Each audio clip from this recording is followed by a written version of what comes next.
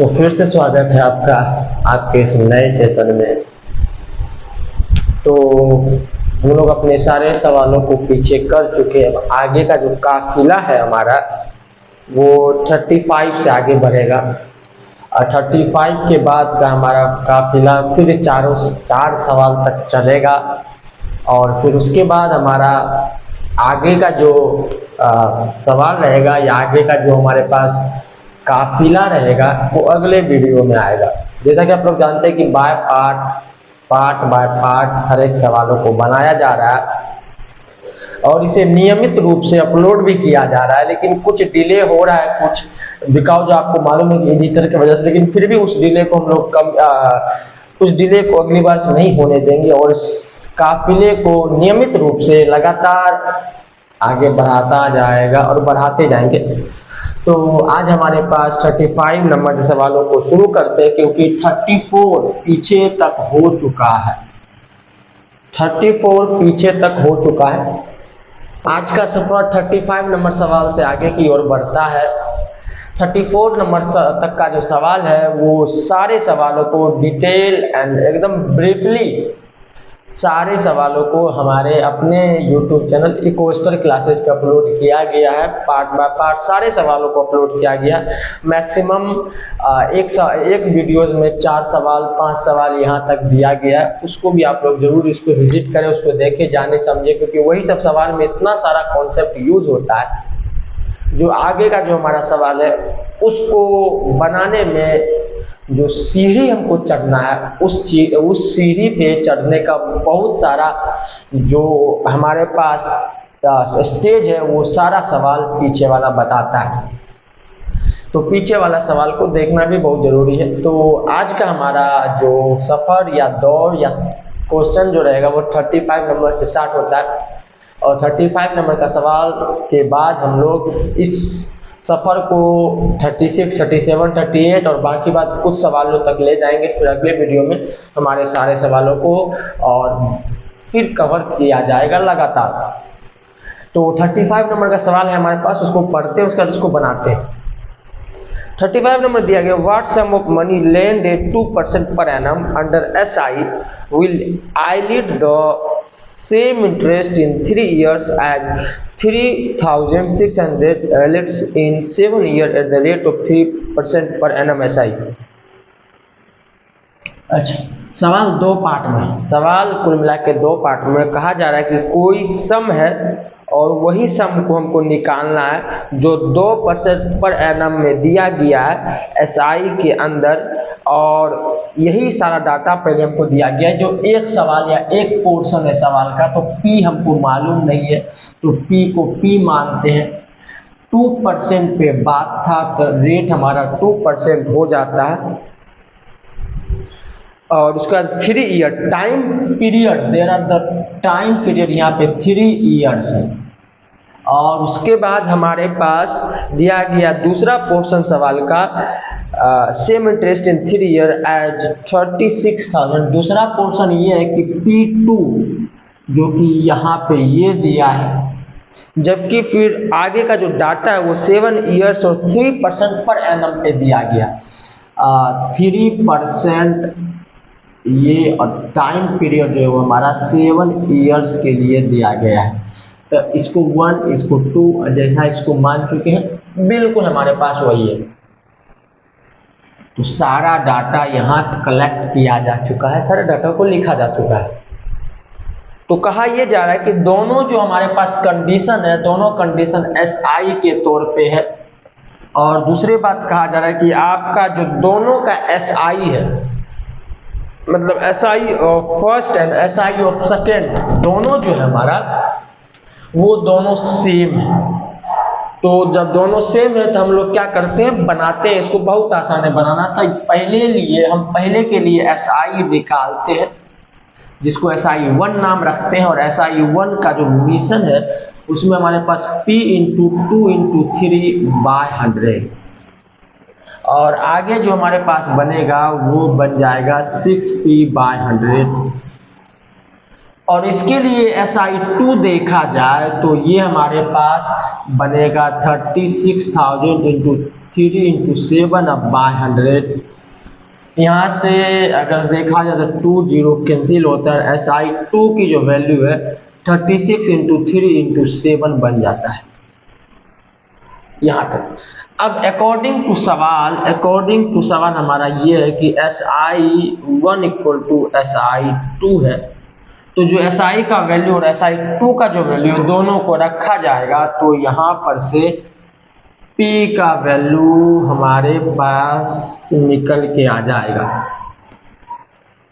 तो कैंसिल किया जाता था, 2 होता है, 2 से इसको कैंसिल किया जाता है, 18 होता है और P का वैल्यू यहाँ पे 18 इंटू 7 इंटू 100। और जब आगे देखा जाए तो 18 इंटू 7 126 बनता है और 00 तो 100 की वजह से आता है। तो this is the final answer of, तो ये हमारा फाइनल आंसर है किसका, 35 नंबर सवाल का, जो कि बेहद ही आसान था। दोनों में SI निकालना था, एक SI जो हमारा पहला पोर्शन था सवाल का, उसमें एक चीज जो कि P है वो नहीं दिया गया था और उसको हमको दूसरे से रिलेट करके इक्वल करके हमको P निकालना था, जो कि हम निकाल चुके। 35 नंबर का सवाल हमारा 12,600 पे खत्म होता है। 36 का सवाल का अब जो है सफ़र वो चालू होगा। तो 36 की ओर अब सवाल है या अब समय है 36 सवाल करने का, या 36 नंबर का जो सवाल है उसको करने का। तो 36 लिखा हुआ है, 36 लिखा हुआ है, तो पहले सबसे पहली बात हम सवालों को पढ़ते हैं, फिर डाटा बोर्ड पे लिखा जाएगा, तो उसके बाद सवाल को बनाया जाएगा। 36 नंबर का सवाल है, The simple interest and compound interest on a certain sum for 2 years are 880, मतलब 880। अच्छा, SI किसी का दिया गया है वो 800 है और CI जो दिया गया है वो 880 है। आगे ये कहा जा रहा है रिस्पेक्टिवली, सही बात है, the rate of interest in percent per annum on both the sum in the same. अच्छा, रेट जो है, इसका जो रेट है और इसका जो रेट है दोनों सेम है। तो कहने का मतलब रेट दोनों के लिए सेम है, तो रेट में कोई R1 या R2 करने का या रेट को अलग करने का कोई यहाँ पे प्रावधान नहीं बनेगा, R दोनों के लिए सेम है। और उसके बाद कहा जा रहा था कि the rate of interest per annum on the both sum is same if the interest on the sum lend at compound interest is compounded annually, then find the rate of interest in percent per annum. अच्छा, 2 years छूटा हुआ है, time period दिया हुआ है, time period 2 years दिया गया है और बिल्कुल दोनों के लिए दिया गया है।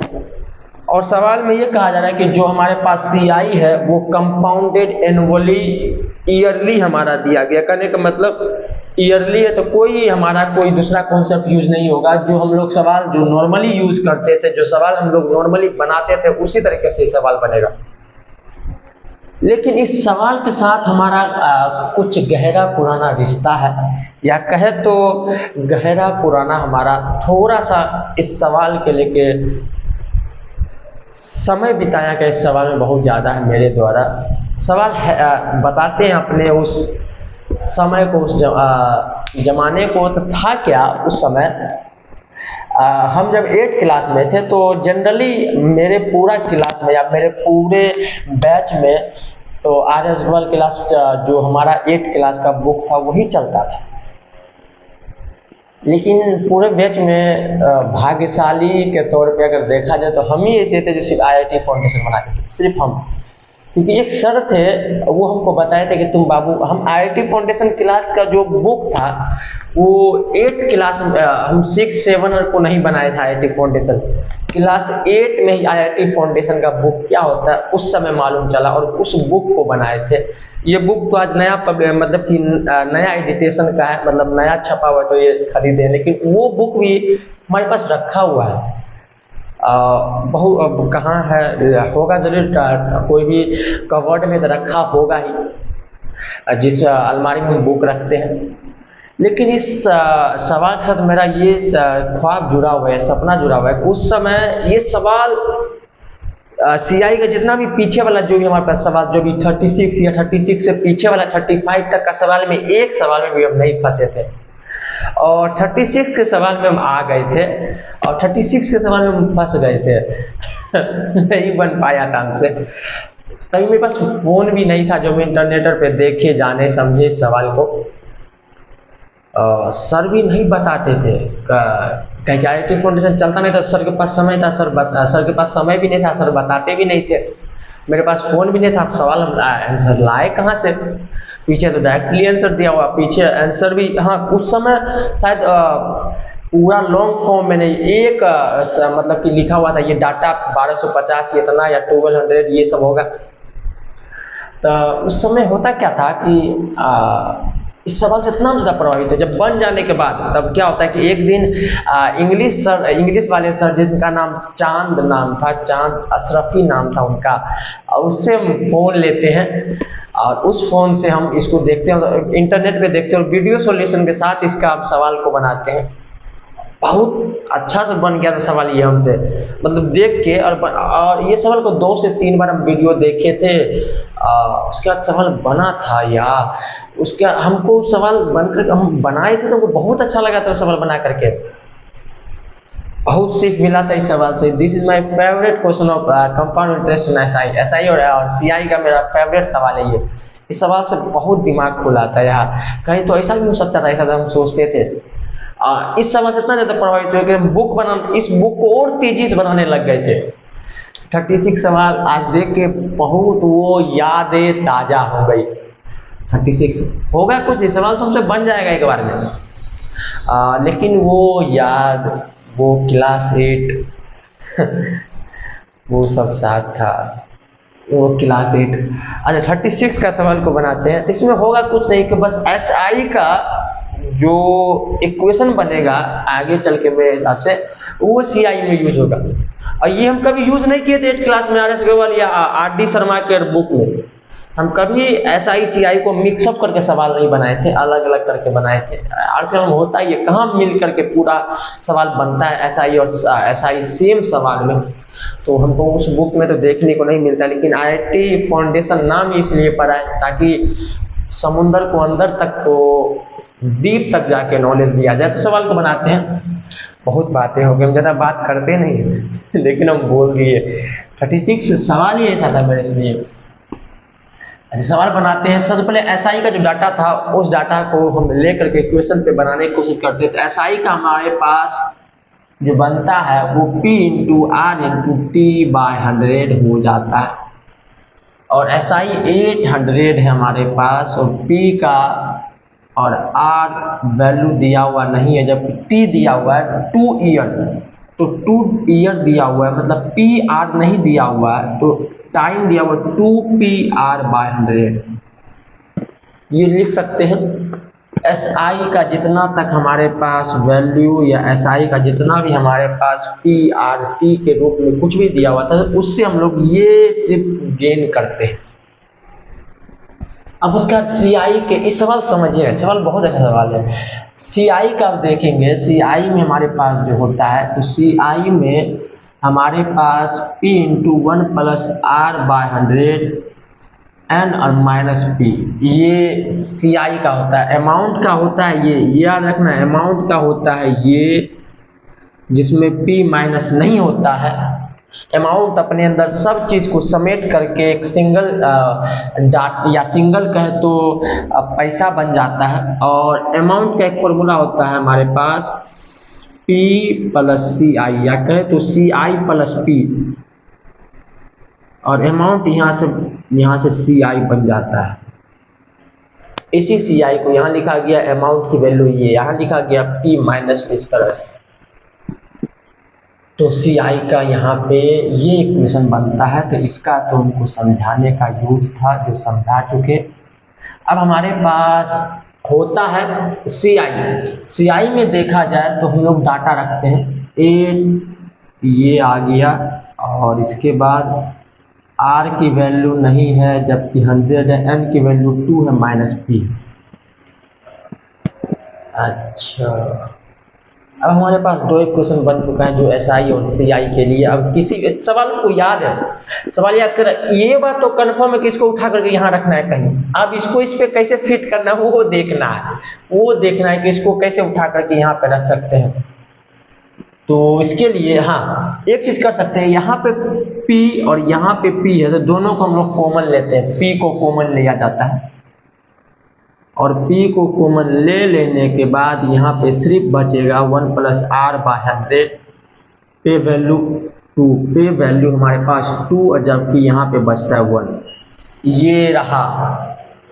ये रहा हमारा नेक्स्ट स्टेप। अब 80, अब क्या होता है, अब गौर से देखा जाए तो हम लोग आइडेंटिटीज जो था हमारे पास a + b का होल स्क्वायर, और उसी सीरीज में एक चीज होता है कि a² - b² इक्वल टू होता है a + b × a - b। बस इसी चीज का यूज किया जाएगा, इसी चीज का यूज किया जाएगा। यहाँ पर अगर देखा जाए तो 1 अकेला नहीं है, ये 1 अकेला नहीं है। इस 1 को हम लोग इस तरह से लिख सकते हैं, बिल्कुल लिख सकते हैं। तो कहने का मतलब 1 को हम लोग इस तरह से लिख सकते हैं। अब हो गया ना a² - b², अच्छा a² - b² हो गया। तो अब हम उसको a + b और a - b की तरह लिख सकते हैं। तो लिखा जाएगा, अच्छा 1 + r/100, एक बार एक को जोड़ते हैं और एक बार इसी एक को घटा देते हैं।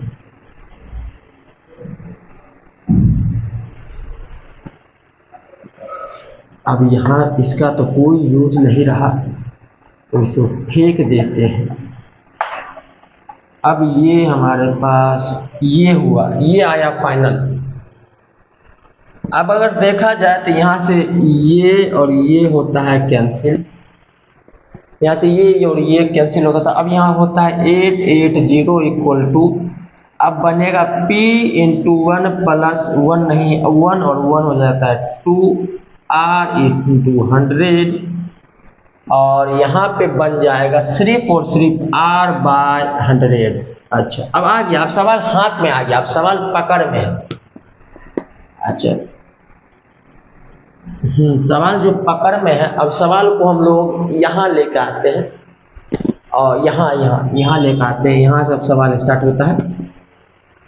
880 है और इस p को इससे मल्टीप्लाई और इससे फिर इसको मल्टीप्लाई कहने का मतलब 2 × 3 × 4 मल्टीप्लाई हो रहा है। 2 मतलब 4, 2 मतलब p, 3 मतलब ये और 4 मतलब ये। तो इसका जो ऑर्डर है उसको तो हम लोग बदल भी सकते हैं। कहने का मतलब इसको तो ऐसे भी लिखा जा सकता है 3 × 4 × 2, बात तो बराबर। वो इसी तरीके से इस p को यहाँ इंटू कर देते हैं, इस p को यहाँ इंटू कर देते हैं, और यहाँ इंटू कर लेने के बाद अगला जो हमारे पास इक्वेशन बनता है वो बन जाता है 2 + r/100, और इस p को यहाँ पे करने के बाद बन जाता है pr/100। हो तो गया, बस हो गया। सवाल इतना ही था, सवाल बन चुका। यहाँ आ गया pr/100 की वैल्यू SI के तरह। SI के लिए हमारे पास pr/100 की वैल्यू हमारे पास क्या है वो देख लेते हैं। ये 2 से इसको कैंसिल करने के बाद ये 400, और 400 equal to pr/100। Now this is the equation number 1। तो यहाँ पे हो गया pr/100 की वैल्यू 400, यहाँ 400 रख दिया जाता है। 2 + p, अच्छा p नहीं r/100, और यहाँ पे ये 400 यहाँ पे रखा गया, और 400 रखने के बाद ये दोनों मल्टीप्लाई हो जाएगा, क्या होगा डिवीजन। तो 880/400 इक्वल टू 2 + r/100। अभी ब्रैकेट लगाने कोई जवाब कोई नहीं रहा। अब यहाँ से ये कैंसिल होता है और इसको भी हटा देते थे। 4 से करेंगे तो 22 और 4 से किया जाता तो 10। अब उसके बाद 22/100 बराबर 2 + r/100। अच्छा, अब फिर सवाल को नो मूव तो इस तीसरा टर्म, अब सवाल जो है यहाँ बनेगा क्योंकि बोर्ड की कमी है। इस सवाल को उठा करके अब यहाँ लेकर आया जाता है। तो यहाँ पे अब सवाल बहुत आसान हो चुका, एक वेरिएबल में आ चुका इक्वल टू। अच्छा, यहाँ पे एक चीज़ देख लेते हैं कि ये प्लस में है, इधर क्या होगा माइनस में। तो यहाँ पे हम लोग सीधा इसको 2 को माइनस करके r/100 कर सकते हैं, करेंगे। अब यहाँ पे अच्छा हाँ इधर हो गया, ये 100 नहीं ये 10 है, ये 10 है, यहाँ का 10 है, यहाँ का 10 है, तो ये रहा सिर्फ और सिर्फ 10। अब 22 - 20 = 10 = r/100। इसको क्या किया, इसके नीचे 1 है, बस इसको एलसीएम करके जो हमारा बनता है उस तरह से इसको और बना दिए। ये 10 से 10 खत्म, ये बन जाएगा 2 = r/10। और आगे चल के अच्छा यहाँ नहीं आ रहा है, अब आगे चल के यहाँ जो आएगा हमारे पास वो आ जाएगा 2 = r/10। और ये फिर आगे चल के 20 बराबर r%, मतलब r इक्वल टू हो जाता है यहाँ पे 20%, r इक्वल टू हो जाता है 20%। ये सवाल इस तरह से बना है, बहुत आसान था। 36 नंबर का सवाल, तो 36 नंबर का सवाल यहाँ पे बन जाता है। 36 के बाद 37 की ओर बढ़ते हैं। लेकिन इस सवाल को जिस तरह से हम लोग कैलकुलेट किए हैं, या यहाँ वाला स्टेप, यहाँ का जो मेन स्टेप था, यहाँ का स्टेप वही सवाल को बहुत सिंपल बना देता है। और दूसरी तरीके से भी इसको इससे मल्टीप्लाई करके फिर इसको और इससे मल्टीप्लाई, ये स्क्वायर को टूट करके और इसको और ब्रेक में बनाया जा सकता था। लेकिन ये सबसे सिंपल तरीका, ये अच्छा तरीका भी है। This is the simple and good method, या it is the simple and good method of doing this question. तो इस क्वेश्चन को बनाने का ये सबसे आसान और अच्छा तरीका है। 36 कंप्लीट होता है, 37 की ओर हम लोग बढ़ते हैं। 7 नंबर सवाल है हमारे पास, 37 नंबर सवाल है, तो 37 को बनाते हैं। 37 हमारे पास ये है कि Ramu lent 2800 to Suresh at 2% per annum at simple interest. After 5 years, Suresh repaid the debt by giving a cycle and 2500. What is the value of the cycle? Cycle दिया जा रहा है, साइकिल। कोई आदमी है जिसका नाम रामू है। रामू जो है वो किन्हीं को उधार देता है या पैसा देता है, और जिसके लिए पी जो यूज होता है वो इतना था हमारे पास। अच्छा, फिर 2% पर एनम, रेट जो हमारे पास वो 2% पर एनम है, और टाइम जो हमारे पास वो 5 ईयर है, टाइम जो हमारे पास 5 ईयर है। और उसके बाद जब ये सब सारा चीज हो जाता है तो क्या होता है, जो सुरेश जो पैसा लेने वाले थे, लिया जो, वो 25 रुपीज इनको पेड किया जाता है। मतलब इनको आता है 2500 प्लस साइकिल। तो कहने का मतलब ये जो है ये अमाउंट के तौर पे बन जाता है। बिल्कुल बिल्कुल। तो कहने का मतलब जो रामू या कोई भी आदमी, ये नियम है कि अगर किसी को कोई उधार देगा और उनके बाद जो वो जिनको उधार दिया गया वो अगर पैसा लौटा के देंगे तो वो सारा रुपये जो है वो लौटा के देंगे, तो वो अमाउंट देंगे। कहने का मतलब जो एक टर्म अमाउंट है हमारा वो सारा चीज़ देंगे, मतलब उसमें इंटरेस्ट लगा करके और पी लगा करके वो हमको वो देंगे। तो वही जो है सुरेश इनको अमाउंट के तौर पे 2500 रुपया प्लस साइकिल के साथ देते हैं। तो what is the cost of cycle, तो अकॉर्डिंग टू मैथमेटिकल नियम साइकिल का कॉस्ट क्या पड़ा, तो ये पूछा जा रहा है, ये पूछा जा कंपाउंड इंटरेस्ट है या ऐसा ही, ये भी देख लेते हैं। सिंपल इंटरेस्ट की बात हो रही है, सिंपल इंटरेस्ट की बात हो रही है, तो सिंपल इंटरेस्ट के लिए SI निकालते हैं और SI P into R into T by 100 है। SI जो हमारे पास वो निकल के आएगा ये और यहाँ से ये निकल के आएगा, जो कि हमारे पास 280 हो जाएगा SI। लेकिन जो पैसा जो अमाउंट बनता है वो बन जाता है 280 प्लस 280 इक्वल टू हो जाएगा 3080।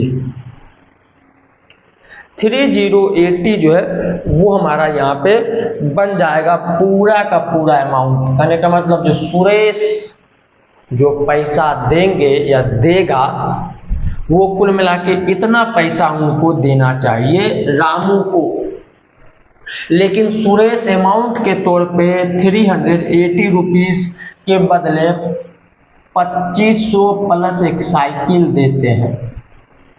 तो what is the cost of cycle now, तो साइकिल का जो कॉस्ट है वो हमारा क्या हो जाएगा, ये यहाँ आके माइनस हो जाएगा और यहाँ पे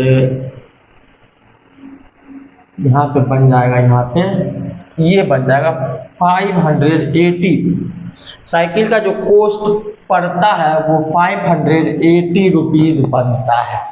तो कहने का मतलब वो साइकिल जो रामू को बना या रामू को जो पैसा लगा साइकिल में वो 580 रुपीज़ उसको लग जाता है। और this is the final answer 580 rupees. तो 37 नंबर का सवाल तो बहुत आसान था, 37 कंप्लीट। अब 38 जो की ओर बढ़ते हुए 38 नंबर का जो सवाल है हमारे पास उसमें दिया गया है a certain sum quadruples in 3 years at compound interest. अच्छा, कोई सम है जिनको हम लोग अभी तक P ही मानेंगे क्योंकि सवाल हमको पहले लाइन पढ़ के समझ में आ गया, यहाँ पे कुछ अलग। और अमाउंट जो होगा वहाँ पे माफ करें कि अमाउंट 4 गुना हो जाना चाहिए। और फिर उसके बाद कहा जा रहा है कि a certain sum quadruple in 3 years at compound interest being compounded annually. अच्छा, जो एकदम नॉर्मली यूज करते हैं कंपाउंड इंटरेस्ट के तौर पे वही हमारे पास in how many years will it become 64 times itself. तो सवाल एक पार्ट यहाँ दिया गया और कह रहा है कि कब हमारा जो अमाउंट है वो 64p बन जाएगा। और यहाँ पे जो टाइम है वो बताया गया था शायद 3 years, बिल्कुल शायद नहीं 3 years। और इसमें क्या टाइम लगेगा जो 64 years हो जाए। सवाल हम रिपीट करते हैं, सवाल एक बार समझाते हैं। सवाल ये कह रहा है कि कोई P है या कोई अमाउंट या कोई प्रिंसिपल है, जितना प्रिंसिपल है उसका 4 गुना हो जाता है तो होगा तो अमाउंट ही होगा, क्योंकि जो लौटा के आएगा वो अमाउंट बन के आएगा। तो 4 गुना होकर के लौटाएगा तो इसका मतलब अमाउंट लौटाएगा, तो इसलिए अमाउंट 4 गुना हो जा रहा है।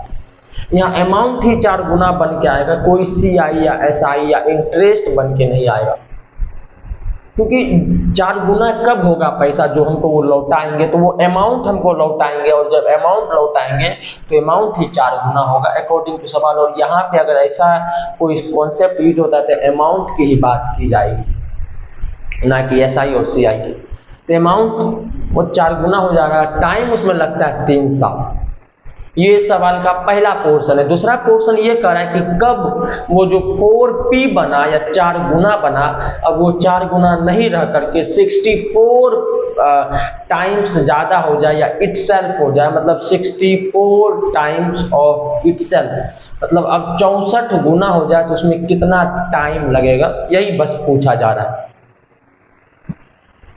तो इसको तो करेंगे कुछ देर में, लेकिन ये जो हमको दे रहा है इससे क्या क्या हमारे पास समझ में आता है। तो अमाउंट जो हमारे पास वो होता है P × 1 + R/100 पे पावर n।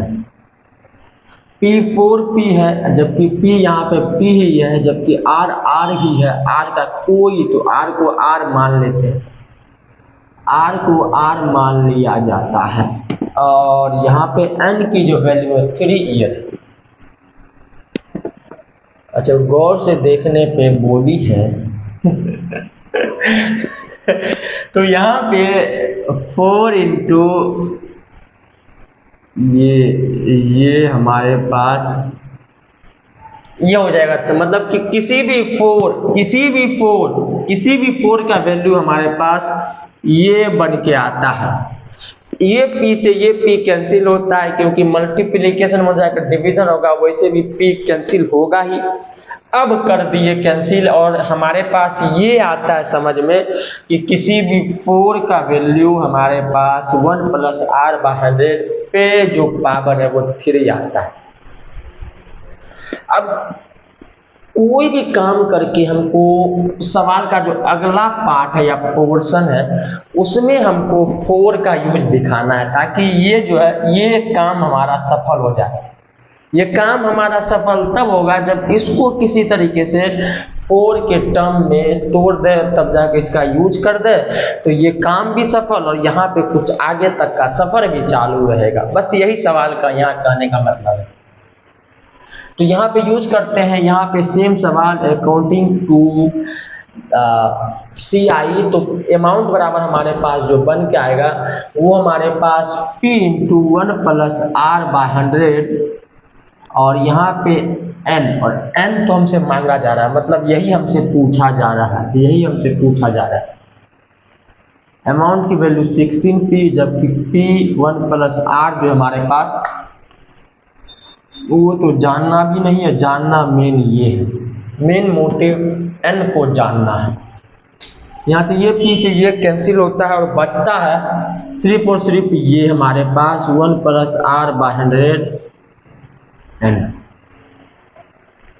अब गौर से देखने पे फिर से पता चलेगा कि इस 64 को 4 पे पावर क्यूब लिखा जा सकता है, और लिखना भी है, ताकि इस 4 का यूज हो जाए, और यहाँ पे बन के आएगा 1 + R/100 पे वैल्यू N। आगे देखते हैं, और आगे इस 4 का यूज किया जाएगा, तो 4 के जगह पे हम लोग इसको रख देते हैं, और इसको रख देने पे हमारे पास ये 3 यहाँ पे और ये वाला 3 ऊपर में, और जो हमारे पास 1 + R/100 पे वैल्यू N। अब according to law of exponent power पे पावर आपस में मल्टीप्लाई होते हैं, और ये हमारे पास 1 + R/100 पे वैल्यू 9 का रूप ले लेता है, और यहाँ पे 1 + R/100 पे वैल्यू N।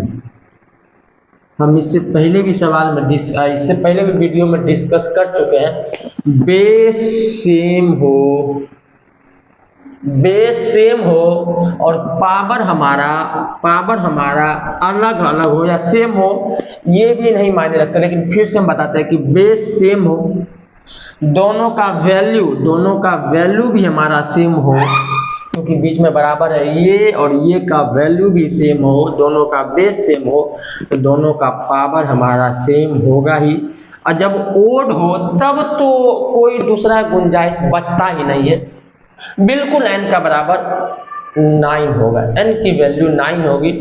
यहाँ पे ये बनता है, ओड होता तो ये बता भी चुके हैं कि ओड अगर होता तो इस यहाँ पे कोई ओड हो या इवन हो, यहाँ इसमें कोई हार नहीं, क्योंकि यहाँ पे CI और SI की बात हो रही है, और वैसे भी टाइम जो हमारा वो कभी माइनस नहीं होता है। टाइम जो हमारा ये n की वैल्यू कभी भी माइनस हो ही नहीं सकता, और वैसे भी यहाँ पे ओड है। बस आपको जानना यही है कि ओड हो या इवन हो, इस केस में SI और CI में, कि जब ओड हो तो हमारा जब बेस सेम हो, दोनों का वैल्यू सेम हो, तो पावर सेम होगा ही होगा। इस केस में ये बनता है, और n की वैल्यू यहाँ पे 9 आती है, तो कहने का मतलब जो 9 है और जो n है वो इसके लिए यूज हो रहा है, ये जो है इसके लिए यूज हो रहा है, ये जो है इसके लिए यूज हो रहा है, ये जो है 64 जो p बन जाता है उसके लिए यूज हो रहा है, ये जो है 64p जो बन जाता है उसके लिए यूज हो रहा है। तो कहने का मतलब जो ये n है वो 9 ईयर 64p बनाने का काम कर रहा है। 64p बनाने का काम जो हो रहा है वो 9 ईयर में हो रहा है, और 9 ईयर यहाँ से ये इसके लिए यूज होता है, ये इसके लिए यूज होता है, ये इसके लिए होता है, ये तो खुद 64 ईयर बन रहा है। तो इसका मतलब जो 9 बन के आया वो 64 ईयर के लिए बन के आया है, और 64p के लिए बन के आया है, और यहाँ से n की वैल्यू 9। कहने मतलब अगर यहाँ पे 9 रख दिया जाए ये पूरा 64p हो जाएगा। तो यहाँ पे ये हो जाता है पूरा। r की भी वैल्यू निकाल सकते हैं, लेकिन r तो यहाँ मांगा नहीं गया है, तो हम r की वैल्यू भी निकाल सकते हैं, लेकिन बहुत उसके लिए दूर जाना पड़ेगा। लेकिन r तो मांगा नहीं, सिर्फ टाइम पीरियड मांगा, जो कि हमारे पास 9 और इसमें जो एक लगेगा इसका ईयर, ये लगा दिया जाता है। 38 का सवाल जो है समाप्त होता है। 39 की ओर, और 39 और 40 ये दोनों तो इस सवाल में रहेगा। उसके आगे का जो हमारे पास एक नया क्वेश्चन का जो सीरीज है जिसको इजी टाइप क्वेश्चन है, उनको भी देखते होगा, तो इन्हीं वीडियो में बनाया जाएगा, नहीं तो आगे वाले वीडियो में हम लोग बना ही देंगे। 39 नंबर क्वेश्चन, तो ये 39 नंबर का सवाल शुरू करते हैं। सवाल को पढ़ा जाता है। सवाल हमारे पास है कि Ramu lent a part of 3000 at 2% per annum at SI। अच्छा यह सवाल, अच्छा ए पार्ट ऑफ, ठीक, and the remaining part of 3% per annum at SI at the end of 3 years he received an amount of 3240 rupees. How much did he lend at 3%? सवाल कुल मिला के दो पार्ट में। तो पहले सवाल को भूला जाता है, और आप हमें देखिए, कहा जा रहा है कि 1000 रुपये या 1000 छोड़िए, बहुत बड़ी डाटा नहीं, या 100 का कोई एक पार्ट जो है, जो कि हमारे पास 45 रुपया है, ये अगर कहे तो ये हमारे पास 45 रुपीज़ है। और दूसरा जो पार्ट है हमारे पास, वो दूसरा पार्ट फिर से हम लोग के पास 100 रुपीज़ है हमारे पास, और 100 रुपये में कोई 45 रुपये हम किसी को दे दिए और बताए ये कि आप लीजिए ये 45 रुपीज़, और आपको हम दे दिए किसी भी % पे आपको हम उधार दिए हैं, या कहे तो नगद आपको दिए, अब आप पे हमको ब्याज लगेगा। अब जो हमारे पास रिमेनिंग रुपीज़ है वो भी हम किन्हीं को दे रहे हैं, तो वो भी किन्हीं को दे रहे हैं उधारी के तौर पे। तो हमसे ये पूछा जा रहा है कि जो दूसरा हम दे रहे हैं, या दूसरा पार्ट ऑफ जो मनी है वो जो दे रहे हैं वो कितना होगा। तो वो हमारे पास नथिंग बट 100 माइनस 45 रुपीज़ होगा, जो कि 55 रुपीज़ बन के आते हैं। बस यही है 100 का एक पार्ट 45 रुपया इधर हम किसी को दे रहे हैं, तो अब जो हम किसी को देने लायक बचे वो मात्र 55 रुपीज़ हम किन्हीं को देने लायक बचे, जो कि 100 में से 45 रुपीज़ को घटा के बनता है। तो ये मैकेनिक्स, ये जो हमारे पास था उनको समझना ज़्यादा ज़रूरी है। अब हमारे पास सवाल पे कूच किया जाता है, सवाल की ओर बढ़ते हैं। तो सवाल ये कर रहा है कि जो 3000 रुपये हैं वो 3000 रुपीज़ वो दो पार्ट में दिया जा रहा है। पहला पार्ट किन्हीं और को, दूसरा पार्ट किन्हीं और को। तो एक पार्ट जो है उनको हम लोग मान लेते हैं x। Let the first part of rupees, ये x है। अच्छा बोर्ड भर जाएगा, इसीलिए मैं थ्योरी पोर्शन कम लिखते हैं क्योंकि बोर्ड हमारा छोटा है, बस यही बात है। पहला पार्ट जो कि p के रूप में वो x हमारे पास है, या इसको p ही मान लेते हैं। जो पहला p है वो p है हमारे लिए, जो पहला रुपीज हम लगाते हैं। दूसरा रुपीज जो हम लोग के पास बन के आएगा जो कि सेकेंड p है, वो हमारे पास क्या बन के आएगा, तो वो हमारे पास 3000 माइनस पी बन के आएगा। जैसे कि समझाए थे, फिर से बताते हैं कि 100 रुपये में 45 रुपये किसी को दे दिए जो कि उधारी, तो अब हमारे पास 100 में से 45 रुपये जो कि 55 रुपया बनेगा, तो वही यहाँ पे काम हुआ। तो इससे होता क्या है, इससे होता कुछ नहीं, बस सवाल जो है, अगर सवाल 2 पार्ट में भी है तो वो सिंगल वेरिएबल में रह जाता है, जैसे पी और पी का यूज होता है और उसके अलावा कोई हमारे पास दूसरा वेरिएबल का यूज नहीं होता। सिंगल वेरिएबल को सवाल को सॉल्व करना बेहद ही ज़्यादा सिंपल है as compare to 2 variable, as compare to 3 और उसके आगे का जो वेरिएबल होता है उसको सॉल्व करने के कंपैरिजन में सिंगल वेरिएबल को सॉल्व करना बेहद आसान है, बेहद। अब उसके बाद ये कहा जा रहा है कि जो पहला रुपीज है वो हमारा 2% पे लग रहा है, तो पहला रुपीज के लिए जो टाइम है वो 2% है, और दूसरा के लिए जो हमारे पास है वो हमारे पास 3% है, वो हमारे पास, अच्छा रेट हमारे पास 2%, बताइए क्या लिख दिए, रेट अब हमारे पास दूसरे के लिए 3% है। अब फिर उसके बाद ये कहा जा रहा है कि दोनों एसआई की बात हो रही है। अब 3 साल में वो जो रिसीव करता है वो कुल अमाउंट रिसीव, अब 3 साल टाइम जो है उसके लिए 3 ईयर और इनके लिए भी टाइम 3 ईयर, और एसआई की तो बात हो ही रही है यहाँ पे, और यहाँ पे कहा जा रहा है कि जो टोटल अमाउंट जो बन के आता है इनका भी मिला करके और इनका भी मिला करके वो ये आता है, बिल्कुल यही आता है। तो पूछा जा रहा था कि P का वैल्यू क्या हो गया, मतलब ये कितना रुपए इनको दिया गया, इनको कितना रुपए दिया गया, ये पूछा जा रहा है।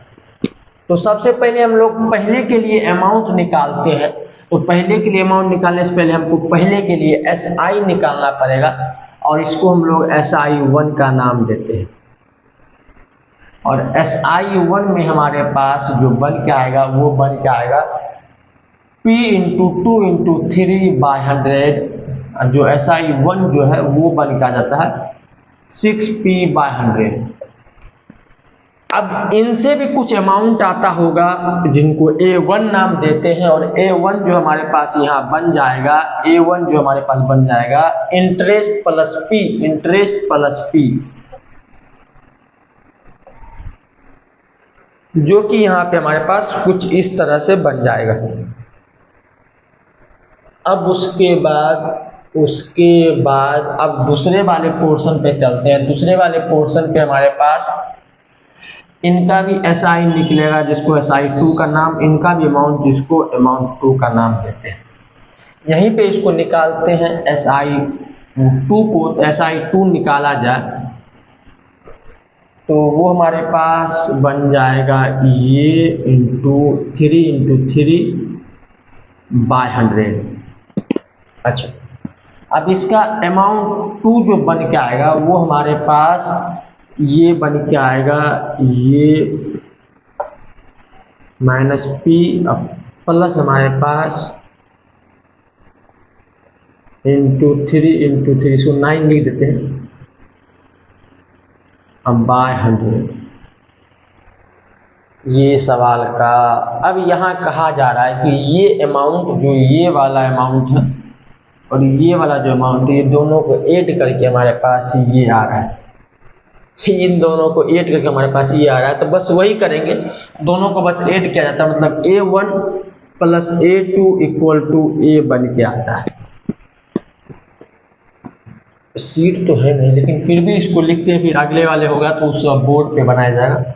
6P/100 + P, इसको अगर ऐड किया जाए तो +3000 - P, और प्लस हमारे पास ये 3000 - P × 9/100 इक्वल टू हमारे पास हो जाएगा 3 × 40 ये पूरा हमारे पास सवाल है और सवाल का पूरा आकर्षण या ध्यान इस वाले क्वेश्चन पे है। अब अगर इसको खोल दिया जाए, इसको अगर खोल दिया जाए इसको, तो यहाँ से नीचे में सबसे पहले हम लोग 100 बनाते हैं और ऊपर बन जाएगा यहाँ पे 6p, यहाँ पे बन जाएगा 100p और इसको जब इंटू किया जाए तो ये और ज़्यादा हो जाएगा। इसको यहाँ 100p, ये भी बन जाएगा 100p और ये जो बन जाएगा, ये अगर देखा जाए तो ये हमारे पास 27,000 माइनस 9p इक्वल टू 3240। इसके भी नीचे 1 है, इसके भी नीचे 1 है, तो बस यही बात है, नीचे सबका 100 ले लिया गया। इस 100p प्लस के साथ इस 100p को ख़त्म किया जाता है। अब हमारे पास ये 6p और यहाँ पे 9p, जिससे बन जाता है। अब आगे यहाँ आता है सवाल, आगे जो हमारे पास सवाल आएगा वो यहाँ पे आता है और यहाँ पे बन करके ये -3p, क्योंकि -9p और 6p को अगर ऐड किया जाए तो -3p बनता है। और अब इससे और इसको प्लस किया जाएगा तो 30 और 30 तो कांस्टेंट हो जाएगा। 30 और 30, फिर उसका 27, तो 27 आता है यहाँ पे, 27 आता है यहाँ पे, मतलब 1 2 3 4 5। अब उसका आता है 3 इक्वल टू हमारे पास ये और ये मल्टीप्लाई हो करके 3 2 40 और यहाँ से 2 0 यहाँ पे ये बन जाता है। अगर गौर से देखा जाए तो ये इधर जाकर माइनस करेगा और माइनस करके 3p इक्वल टू हो जाएगा। इधर जाकर इसको माइनस किया जाएगा तो ये यहाँ पे 3 0 तो ये भी, और इसको अगर माइनस किया जाए तो 3 बनेगा, 3 जो कि माइनस का बनेगा, क्योंकि ये ज़्यादा है, ये इसको जाकर माइनस करेगा तो -3000 बन जाएगा और p का वैल्यू यहाँ पे 1000 हो गया। तो यहाँ पे जो p का वैल्यू है वो 1000 हो जाता है। तो कहने का मतलब यहाँ से जो हमारे पास p1 की वैल्यू है, p1 की वैल्यू यहाँ पे लिखते हैं, ये यहाँ पे आ गया था। p1 की वैल्यू यहाँ पे p1 की वैल्यू जो कि 1000 बनता है, ये यहाँ पे, और p2 की वैल्यू जो कि 3000 से 1000 माइनस हो करके 3000 से 1000 माइनस हो करके 2000 बनता है। और सवाल में यही दोनों में से किसी या दोनों को पूछा गया होगा। सवाल में पूछा गया how much did he land at 3%। अच्छा, रेट किसका 3% है? इनका 3% है और इनके 2000 हाथ लगा है, मतलब इनके में से, मतलब रेट जो 3% था उसके लिए जो p या प्रिंसिपल यूज किया गया था वो 2000 यूज किया गया था।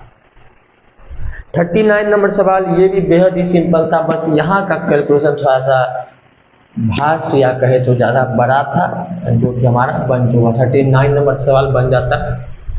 40 नंबर का सवाल अब स्टार्ट होता है और जो 40 नंबर सवाल है वो इस सेशन का आखिरी सवाल होता है और उसके बाद हमारा अगले सफ़र में, अगले वीडियोज़ में 41 की ओर बढ़ेंगे। क्वेश्चन ऑफ दिस सेशन जो कि 40 नंबर का सवाल हमारे पास है, तो 40 नंबर का सवाल हम लोग बनाते हैं। दिया गया है कि the simple interest on 1808% per annum for 2 years is equal to the simple interest on 4808 15% per annum for 1 year. Find the simple interest on 2400 in 3 years at r% per annum। मतलब सवाल तीन डाटा का collection of information ये data कहलाता है। तो यहाँ पे दिया गया कि सिंपल इंटरेस्ट की बात हो रहा था, तो पहला बात। और दूसरा में जो पी दिया गया वो 1800, पी जो दिया गया वो 1800 दिया है, जबकि उसके बाद आर हमारा नहीं मालूम, आर जो है वो R% है, जबकि देखा जाए जो ईयर है वो 2 है, टाइम पीरियड वो 2 ईयर है। और ये डाटा इनफ है किसी भी एसआई को निकालने के लिए। Is equal to the simple interest होना चाहिए। ये जो इसमें जो एसआई आता है तो इसको हम SI1 मान लेते हैं, ये कुछ आता है। अब दूसरा में ये दिया गया कि 4800 है और उस पर जो 15% का लगता है रेट, और उसके बाद हमारा जो टाइम पीरियड है वो हमारे पास क्या आता है, 1 ईयर के लिए आता है, और इसको SI2 मान लेते हैं। और फिर उसके बाद कहा जा रहा है कि जो अब हमारे पास find the simple interest on 24, अच्छा फिर तीसरा है 24, जो कि R है वो R ही है, और जो टाइम है वो 3 ईयर, और इसको भी SI3 मान लिया जाएगा। अच्छा, यहाँ पे पूछा क्या जा रहा है कि simple interest 1800 8% per annum 2 year is equal to the simple interest on अच्छा SI इसका भी इक्वल A4। अच्छा, सवाल अब हमको समझ में आ गया। सवाल ये हमको समझ में आया कि इसका जो SI है और इसका जो SI है दोनों सेम है, तो SI1 पहले निकालते हैं, जो कि ये निकल के आएगा, ये निकल के आएगा, और ये ही निकल के आएगा। ये जो निकल के आएगा तो यहाँ पर से 2 0 कैंसिल, 63R ये निकल के आएगा। अब SI2 जो कि एक भी वेरिएबल का यूज नहीं किया गया है, उसमें 4 ये आएगा, फिर 15 और फिर 1 और फिर जाके 100, जो कि यहाँ से कैंसिल हो जाएगा। यहाँ से अगर देखा जाए यहाँ से तो ये 240 48 0 ये 720 नहीं आएगा, बहुत स्पीड में कर दी। अच्छा, यही आएगा 720 SI2 आता है। और अकॉर्डिंग टू सवाल SI1 is equal to SI2, और इसी वजह से 36R इक्वल टू 7020, और R का वैल्यू 720/36। और देखा जाए तो ये 2 और 0 से कैंसिल होता है, मतलब R का वैल्यू 20%। और अब यही R उठ करके यहाँ पे आ जाएगा, जो कि पहले तो कुछ नहीं था लेकिन अब 20% का रूप ले लेता है, 20% का रूप ले लेता है। अब यहाँ से SI निकालना है, तो कहने का मतलब SI3 निकालना है, तो SI3 निकालना ये कोई बड़ी बात तो है नहीं। 100 यहाँ ये 0 से ये 0 कैंसिल, 26 × 60 और 24 × 6 किया जाए तो 4 ये यहाँ पे अच्छा 144 ही आएगा। हाँ, और वैसे भी 144 ही आता है। हम कैसे बोले, यहाँ से 12 निकाल करके या कहे तो 6 निकाल करके, अच्छा इसको लिख सकते हैं। देखिए ये तो आएगा ही, लेकिन इसको और सिंपल कैसे बनाया जा सकता है, इसको लिख सकते हैं 12 × 2, ये दिमाग में कैलकुलेशन करना है, × 2 × 60। कहने का मतलब अब 12 × 10 और 12 का स्क्वायर 144 है 0। देखिए ये हो जाता, बहुत स्पीड हो जाता, लेकिन हम ध्यान नहीं दे पाए, नहीं तो अगर ध्यान दिया जाता तो तुरंत हो जाता। तो यहाँ पर से ये बन के आता है, ये बन के आता है, ये बन के आता है। और यहाँ जो 40 is the final answer of this session. 40 number का इस वीडियो में अभी तक का मैक्सिमम सवाल मेरे हिसाब से यूज हो या बनाया जा चुका होगा, क्योंकि आज मेरे पास समय था। Today I has lot of, या कहे तो अच्छा खासा समय था जिस तरह से बनाया गया इस सवाल को। 40 नंबर का सवाल खत्म होता है, उसके बाद 41 का सवाल, और उसके बाद का जो हमारे पास वीडियोज होगा उसको बनाया जाएगा। 41 नंबर यहाँ पे होता है, 40 नंबर यहाँ पे होता है कंप्लीट। अब उसके बाद का जो सेशन है उसमें हमारा 45 तक रहेगा। उसके बाद इस सेशन को एंड करके एक नया सवालों का सीरीज जो कि अप्लाई योर माइंड इसी नाम से है, उसमें भी बारी बारी सवाल को बना कर ख़त्म करेंगे। आप सपोर्ट करना मत रोकिएगा, बस I need your support. Show some love, SHOW, show SOME, some LOVE, love show करना है, और वो सब्सक्राइब करके थोड़ा सा लाइक करके तब हो जाता है। Now it's time to end the session.